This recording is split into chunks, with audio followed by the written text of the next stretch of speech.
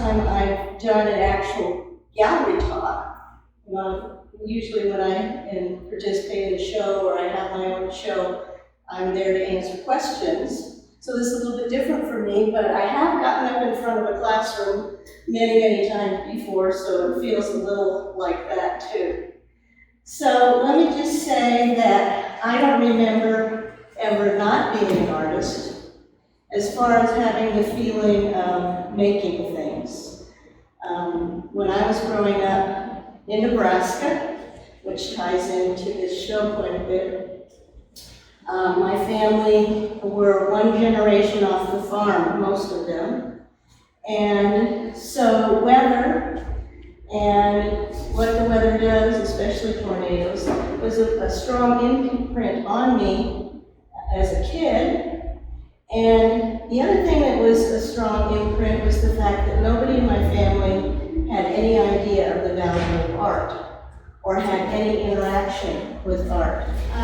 I first remember making things as a kid, playing in the dirt with sticks and mud and making things, and the only thing I could qualify even remotely as an art supply was a big cheap lying tablet of cheap paper that was that and a number 2 pencil. At that point in my life, I didn't recognize that that was something that I could have some elevated tools to work with. My father worked his lifetime at Goodyear Tire and Rubber and loved cars, and so I spent a lot of time in the garage with him with the tools. And I knew a crescent wrench from a box end wrench when I was probably 3 years old. And he also took me to a lot of junkyards, car junkyards and hardware stores. And I think those 2 experiences set me up for appreciating tools and wanting tools. I have probably more power saws than the average guy does. And they've been important to me in the kitchen as well, but basically as tools to make things. I like to work with wood and lots of other materials. That's another thing that's probably unique in the way I approach art, and that is that I see it as usually an image in my head, and then that may shift around in my head for a while. Sometimes an image sits there for years before I get to it.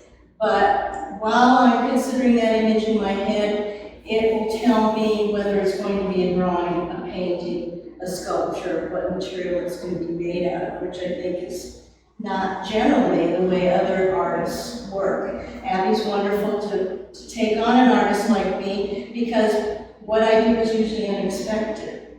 Most artists that show in galleries have a particular style that they continue throughout their life, and that's not particular in the way that I do things. As far as my art education, it's primarily self-taught, partly because there weren't art educators when I was growing up. And my first art classes were in high school, and I had a teacher that was much more interested in producing her own work than interacting with her students. So after a couple of years of art in high school, where again I felt like I was experimenting on my own, when I did go to college at the University of Nebraska, I did have a couple of instructors that really influenced me, both of them in drawing. But for the most part, it was the 60s. I graduated in 1970, and in those years, it was a do-your-own thing. Everything was very free-form. There was no, here's how you paint, here's how you draw, here's how you do sculpture. There wasn't a lot of instruction going on at that point either. So again, just pursued what I love to do, and the more I became involved with it, the more it became about loving what I was doing. When I approached graduation from college, the idea of, well, what are you going to do to earn a living came up, and that's when I decided that education was the route for me. So I got a teaching certificate and spent the first 5 years that I taught in Nebraska at a high school, 2 different high schools, and taught English as well because both of them really were in small communities where some teachers had to double up in order for the school district to pay their bills. And so the 2 things that still to this day are most important to me are art and books. I love words, and I love what comes out of my hands and other people's hands as far as creating art. So back in ancient times, I had a gallery called Max Art that was under the bridge in the Trestle building. And I did what Abby does now, and we're just talking about we want to make people understand in the broader world that the person that stands behind the artist is there working every bit as hard and probably harder most of the time to make sure that her artists are recognized in the community, that has good attendance at their shows, and of course making some sales at each event. So that was the reason I started that gallery was I wanted to know myself, what is that 40 or 50% about that you're paying to the gallery? As an artist, is it worth my time and effort creating the art to share that income with a gallery owner? And then it didn't take me but a few months to understand that I would gladly pay the gallery commission to have someone like Abby produce, the beautiful space that she's gotten, and I don't think there's anybody better doing online advertising than Abby.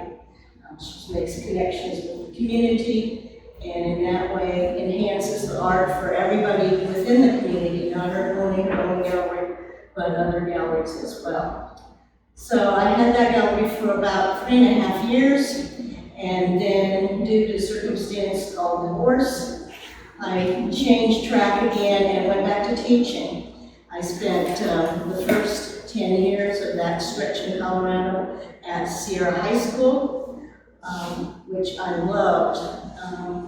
The experience there of being able to work with a mixed racial group. I had kids from the reservation, Navajo kids, Thai, and Filipino, Mexican, Cuban, and a lot of other nationalities mixed in as well, due to the fact that it was a school where quite a few families from Fort Carson sent their children. So I really seriously feel that I was more educated by those students than what I gave to those students. And since then, I've had my dream come true of being a full-time artist. And that brings me to the material that's here. I've done houses similar to this for quite some time, and haven't done the casting, the resin casting, in a couple of decades actually. And for some reason, I felt inspired again to do the houses. I had kept my molds. And let me describe to you a little bit about the mold making process and what it takes to cast something, whether you're using plaster of Paris, whether you're using bronze, as this piece here, or any other Jello for that matter. Anything that you would want to mold is a fairly multi-step process. It takes lots of time and physical energy to do these things. So what happens first is I took and I used wax, which is the medium that people who work at foundries and cast bronze use in order to make a maquette or start out with a figure that's the size and shape you want the final product to turn out to be. So I made, I think, 6 different sizes, following exactly the same proportion. So essentially, they're just little stages of the same exact proportion of the shapes. Once I had those waxes created, the next step is to create a mold, and the mold material is silicone. And there are better silicones out now than when I did the first round of molds, but because I kept them in a cool, dry place, they had survived the years, so I didn't have to replace any of them.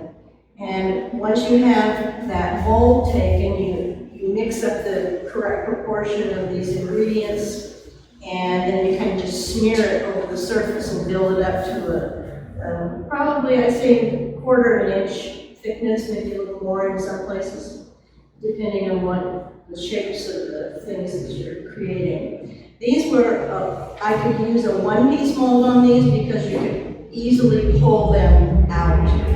The molds themselves are kind of stretchy, and anything more complicated if you're doing the human figure.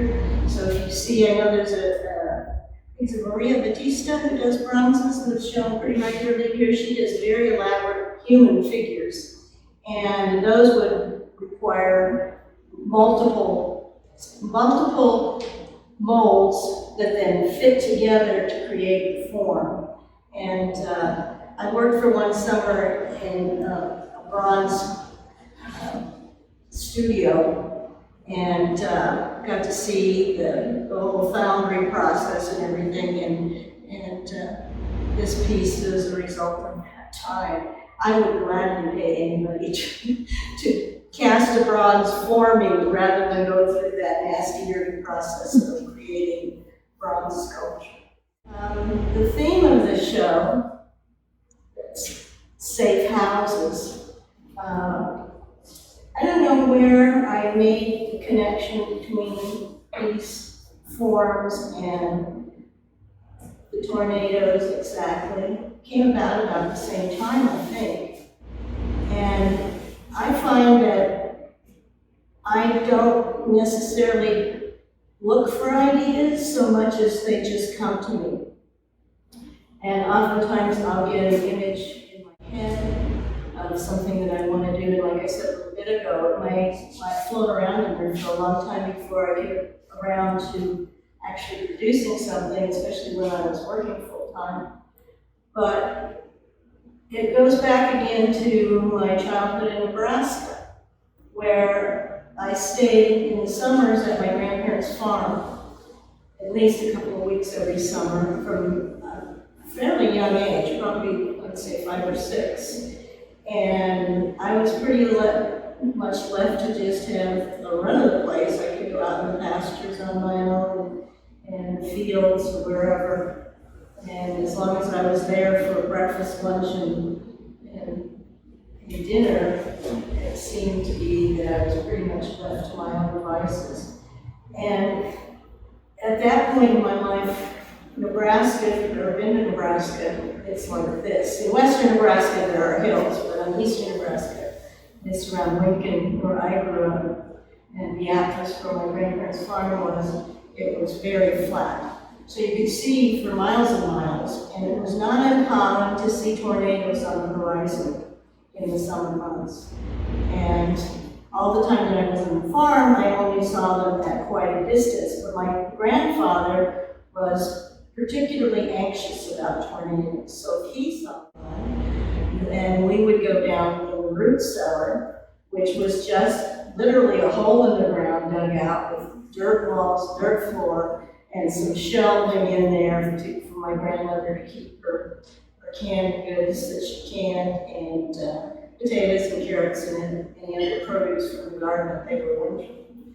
So between his anxiety about the tornadoes and my love of them and admiring them as these beautiful cloud formations, something really stuck. And the houses always have seemed to me, I guess, owning your own home is a really life-changing experience in good ways and not so good ways.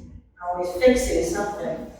But having a home of your own, after my divorce, when I was on my own with one of my daughters, it just felt like a really safe place to be. So when I'd done houses before that, they had been connected more toward domestic violence.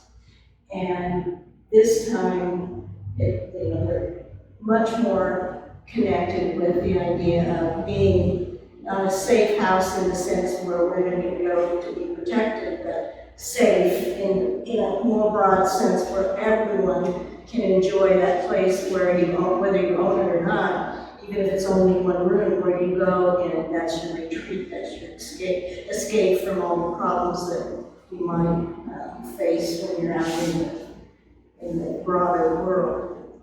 So that's the sense behind them. These three are more psychological, more about how you feel. One on the left is called Back Door, and if you've ever been involved with someone who has a violent home, and many students that I taught over the years had unsafe environments at home. And so that back door is your escape, the way out if you need to get out, if Dad's got the gun out, or other circumstances that I recall from students of mine. And then you come back in, you come back again, and that cycle repeats itself until circumstances allow you to have the freedom and safety that you create for yourself, which I saw frequently with young adults in high school and younger kids in middle school. And the center one is called Caution, and it's the hyper-alert person watching, waiting for a circumstance that will make them have to run away or find a safer place than where they are in their home. And I don't know if you can see the chimney has a tornado coming up. So in my statement I said that it can be something threatening from without or within. So either within the home or even within yourself. We all have kind of warring. I don't know if all of you have an inner critic, but I sure do, that I argue with frequently, that tells me what I should do and what I didn't do as good as I could have and all that kind of thing. So again, whether there's a real threat or it's just the conflict within your own mind about feeling safe. And then the last